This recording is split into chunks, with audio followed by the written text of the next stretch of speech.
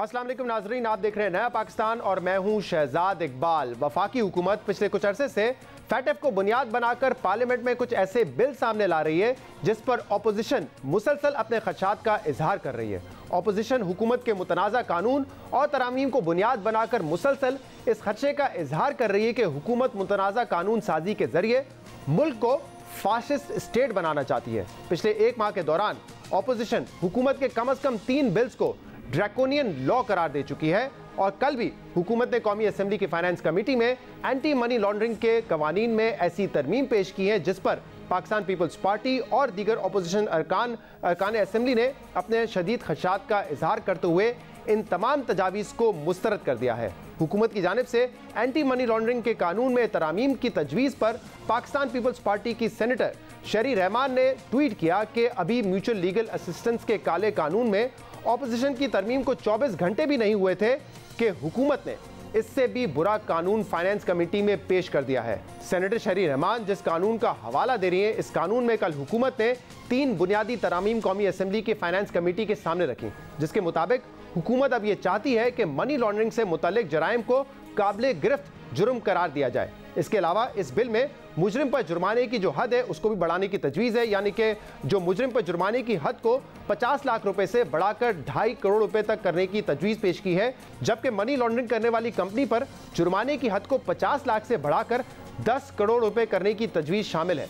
हुकूमत की तरामीम में यह तजवीज़ भी शामिल है कि 20 लाख से ज़्यादा की ज्वेलरी खरीदने पर शनाख्ती कार्ड का फराम करना ज़रूरी होगा, जबकि खरीदार की मालूमात फाइनेंशियल मॉनिटरिंग यूनिट को फराम भी की जाएंगी। ये वो बुनियादी तरामीम है जो हुकूमत की जानिब से पेश की गई थी, जिन पर अपोजिशन को तहफ़्फ़ुज़ात हैं और अपोजिशन ने इनको मुस्तरद किया है।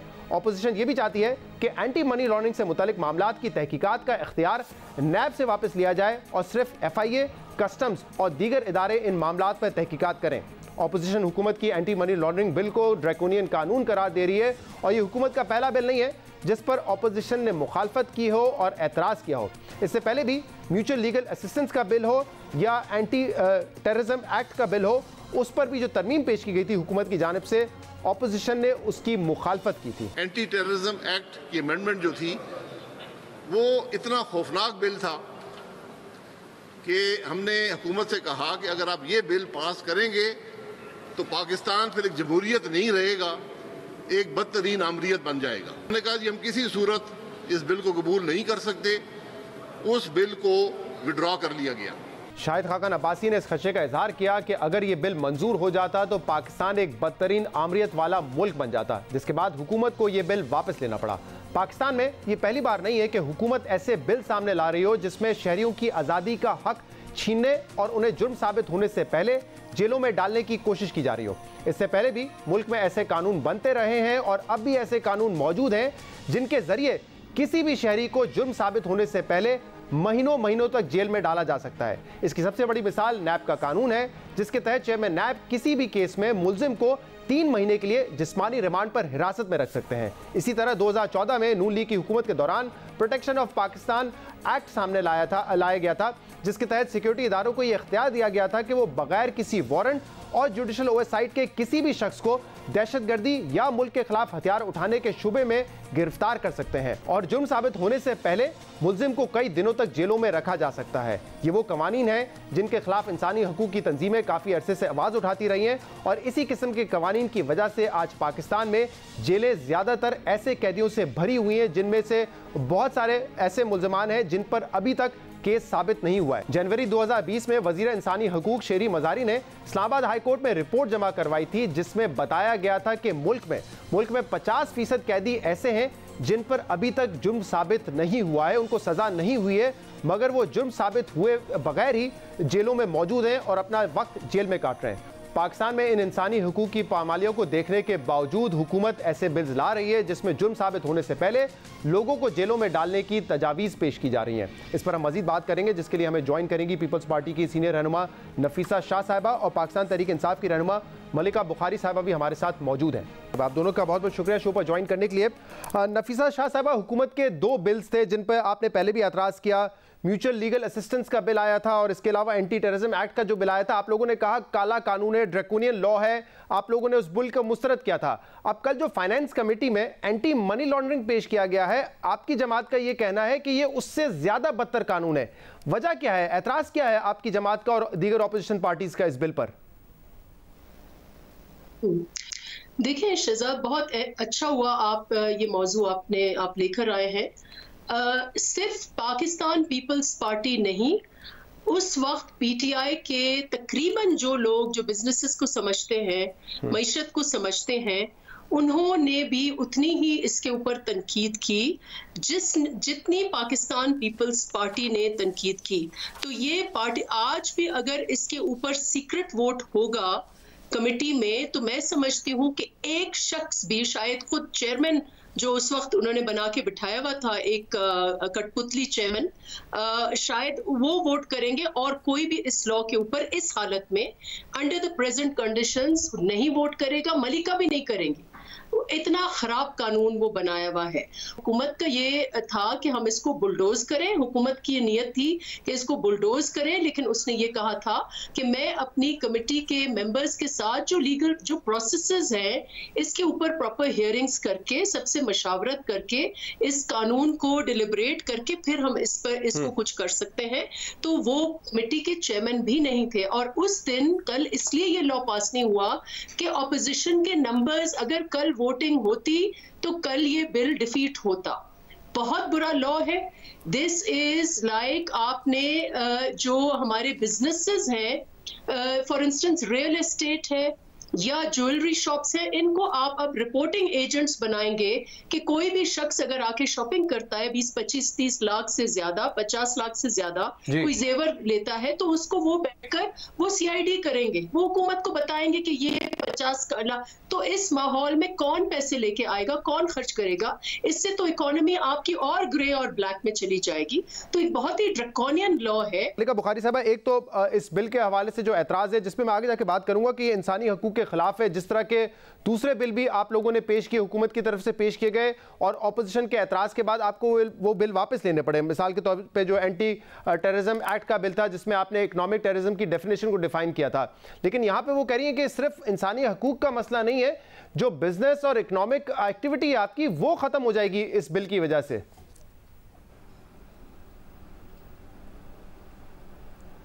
जी थैंक यू शहजाद। पहली बात तो ये कि I just want to set the record straight. हमने जो भी बिल पाकिस्तान के पार्लियामान के अंदर इंट्रोड्यूस किए हैं, कमेटीज़ के अंदर इंट्रोड्यूस किए हैं, उनके पीछे एक वजह है, उनका एक रैशनल है। वो रैशनल ये है कि पाकिस्तान के अंदर कोई भी इस बात से इनकार नहीं करेगा कि करप्शन और करप्ट प्रैक्टिसेस का एक तवील इशू है।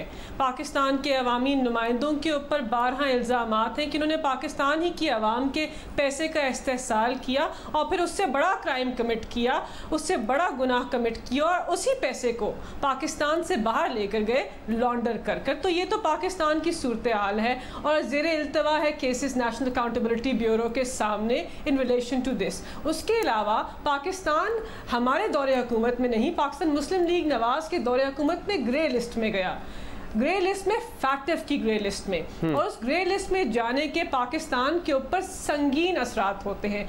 हमने हुकूमत में आने के बाद उनसे नेगोशिएशन की, बड़ी तगो-दो हुई, बड़ी मेहनत की, बहुत मराहल से गुजरे और हमने उनकी जो 40 रिकमेंडेशंस है उनके ऊपर इम्प्लीमेंट करने की कोशिश की। अब ये जो म्यूचुअल लीगल असिस्टेंस का बिल है, ये उस कड़ी का एक पार्ट है। जो यूनाइटेड नेशन सिक्योरिटी काउंसिल का बिल था वो भी इससे जुड़ा हुआ था और जो एंटी टेररिज्म एक्ट का बिल था वो भी इसी से जुड़ा हुआ था। तो ये तो इसका सारा इस पसे मंजर में इसको देखिए कि पाकिस्तान तहरीक बुखारी साहब, एक यहाँ पे कथा कलामी की माजरत चाहता हूँ, हमारी ख्वाहिशात पे कानून जो नहीं बनते, एंटी टेररिज्म एक्ट में जो अमेंडमेंट का बिल था उस पर तो शाहिद खाकान अब्बासी और ऑपोजिशन ये कहते रहे हैं कि हमने जब कहा कि ये बिल फैटेफ की रिकमेंडेशन या रिक्वायरमेंट को मीट करने के लिए कैसे साजगार होगा, जिसमें आपने कहा था कि 180 दिन के लिए हिरासत में रखा जा सकता है, तो ऑपोजिशन का ये कहना था कि हुकूमत की कमेटी ने वो बिल वापस ले लिया और कहा कि चले इसको साइड में रख के आगे बात करते हैं। तो एतराज ये है कि फैटेफ के नाम पर आप ये तमाम बिल लेकर आते हैं, लेकिन जब पूछा जाता है कि ये कौन सी रिक्वायरमेंट को फुलफिल कर रहा है तो आप उस बिल को वापस ले लेते हैं।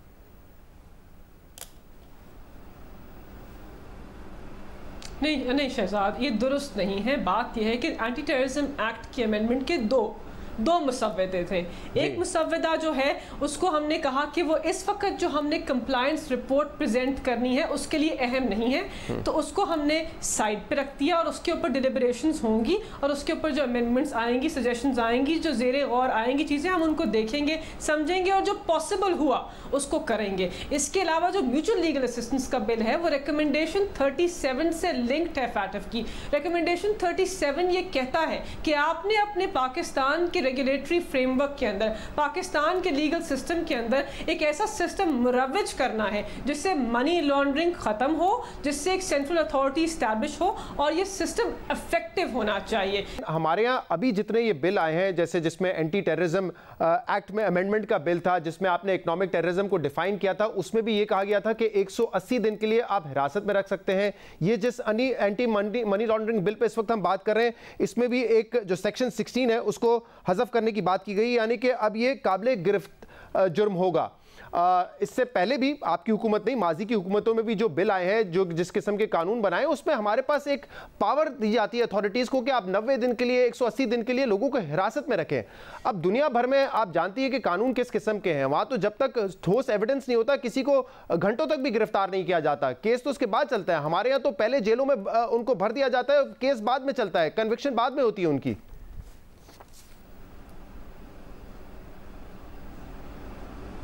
जी देखिए शहजाद, जो भी कवानीन या जो भी तरामीम पाकिस्तान तहरीक इंसाफ लेके आ रहे हैं, शमूल ये जो एंटी मनी लॉन्ड्रिंग का नया बिल है, ये कोई भी तरामीम पाकिस्तान के आइन के ख़िलाफ़ नहीं हो सकती, बिकॉज पाकिस्तान के आइन के अंदर एक शिक में ये दर्ज है कि आप इस मुल्क के अंदर ऐसा कोई कानून मुरव्वज नहीं करा सकते जो आइन के किसी आर्टिकल से, किसी भी फंडामेंटल राइट से कन्फ्लिक्ट करता हो। और पाकिस्तान पीपल्स पार्टी के ज़माने में पाकिस्तान की आला अदालत ने एक पर्सन स्पेसिफिक लॉ को स्ट्राइक डाउन भी किया था। ये तारीख है जो इन्होंने बनाया था अपने उस दफ़ा मुंतखब वज़ीर आज़म के लिए, उसको स्ट्राइक डाउन किया था।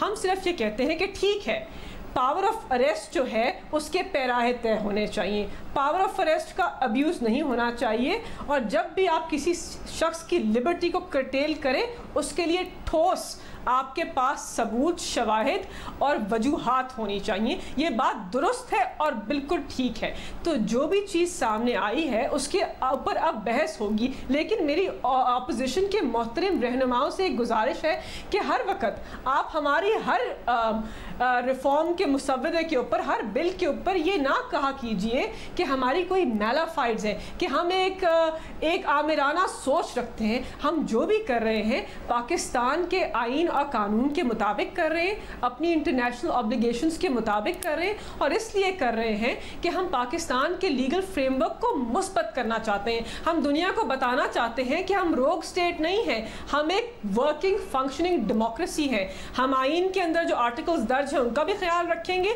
लेकिन अपने कानून के मुताबिक अपने पाकिस्तान के सिस्टम को अब्यूज भी नहीं होने देंगे। एक बात मैं और कह दूं कि अब मैं कहना नहीं चाहती थी, लेकिन बारहा रिक्वेस्ट आती है कि आप मनी लॉन्ड्रिंग को उसके परव्यू से निकाल दें, म्यूचुअल लीगल असिस्टेंस के। कैसे निकाल दें जब सारी डिस्कशन ही मनी लॉन्ड्रिंग के ऊपर है, जब मनी लॉन्ड्रिंग ही बेसिक एसेंस है फैटफ की रिकमेंडेशंस की। तो आपकी ये गुजारिश या आपकी ये तवक्को कि हम मनी लॉन्ड्रिंग को म्यूचुअल लीगल असिस्टेंस से निकाल दें, ये बिल्कुल गलत है। इसी साथ साथ आप कहते हैं कि आप जब एंटी मनी लॉन्ड्रिंग का बिल लेके आते हैं तो नैब के किसी भी पर्सन को उसके अंदर ना डालें। क्या मनी लॉन्ड्रिंग, करप्शन और करप्ट प्रैक्टिसेस का नैब से कोई लिंक नहीं है? उसके अंदर और भी सही। मैं चाहता हूं कि इस पे जरा इदारा डिक्लेयर करना, नफीसा शाह साहबा का मैं पॉइंट ऑफ व्यू ले लूं। नुमाइंदों को नहीं मानते, ये इसकी क्या मंतक है? जी नफीसा साहबा फरमाइएगा। उन्होंने सवाल किया है कि ऑपोजिशन इस पर क्यों एतराज उठाती है कि मनी लॉन्ड्रिंग को आप एमएलए के परव्यू से हटा दें, नैब का इख्तियार नहीं होना चाहिए मनी लॉन्ड्रिंग के मामलात पर, ये क्यों डिमांड करती है ऑपोजिशन बार बार? देखिए, पहले तो उन्होंने कहा कि फैटफ जो है एज इफ ये बड़े मुहिब्बुल वतन है और इनको फिक्र है ग्रे लिस्ट की और हमें नहीं है।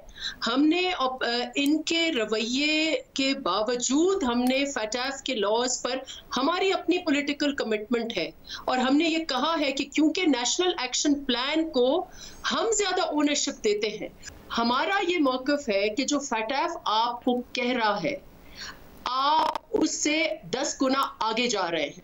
आपको जरूरत नहीं है कि आप अपनी आपके ख्याल में क्यों 10 गुना आगे जा रही है हुकूमत? करें कि आप जनरल मुशर्रफ ने जैसे पूरी यहाँ से लेकर पैसों के एवज कितने लोग पाकिस्तान के वहां भेजे थे, तो ये यही करने जा रहे हैं। अच्छा नफीसा साहिबा, वो कह रही है कि आप हमारी नीयत पे शक ना करें, लेकिन आप कह रही है कि वो फैटफ से 10 गुना आगे जा रहे हैं, उसकी वजह क्या है? अच्छा, दूसरा, ये करप्शन की बात इसलिए ना करें, मनी लॉन्ड्रिंग की इसलिए बात ना करें क्योंकि 2 साल इनको 17 अगस्त को 2 साल पूरे होंगे। इन 2 सालों में उन्होंने 7 एमनेस्टी स्कीम्स बनाई हैं।